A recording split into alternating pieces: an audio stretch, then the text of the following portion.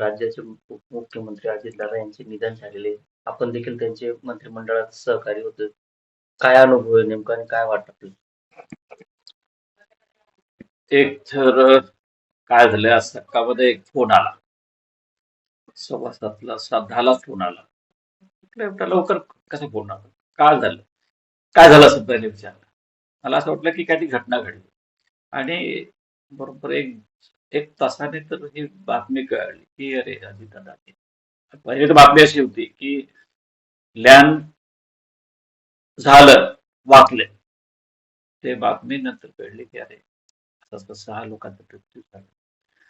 अजितदादा त्याच्यात गेले, हे जे वाक्य आहे हेच कहाणी तेव्हा ऐकायलाच कसं वाटतं.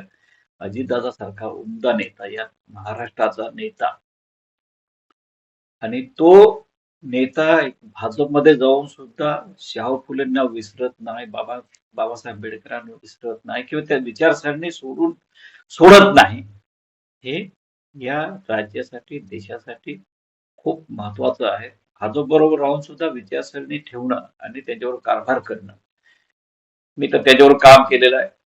त्यांची कामाची पद्धत, माझा वाढदिवस असेल, काय असेल, कुठलंही काही घटना असेल तर सकाळी 6:30-7लाच फोन, दादांच्या बरोबर काम करणं, सकाळमध्ये काम करणं, सकाळमध्ये उठे या प्रकारची भावना.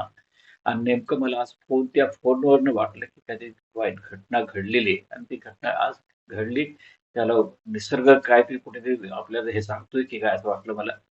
पण निश्चितपणे अजितदादा सारखा माणूस या राज्याला एक देण होती, ती देण गेली. आणि ह्या राज्यामध्ये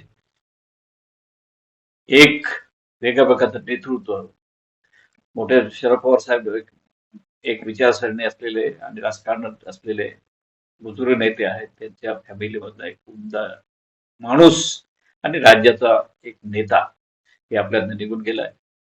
त्यांना माझ्या वतीने, आपल्या आदिवासी भागाच्या वतीने, आपल्या जिल्ह्याच्या वतीने, आणि आपण निश्चितपणे आदिवासी एका परिवार आहे सगळे राज्यातले, त्यांच्या वतीने मी त्यांना श्रद्धांजली अर्पण करतो. कारण त्यांच्यासारखा नेता, विलासरावांच्या नंतर एक वेगळ्या प्रकारचं त्यांच्याकडे पाहण्याचा दृष्टिकोन होता, तो आपल्यात राहिला नाही. म्हणून मी आज त्याबद्दल ते दुःख व्यक्त करतो. एवढं.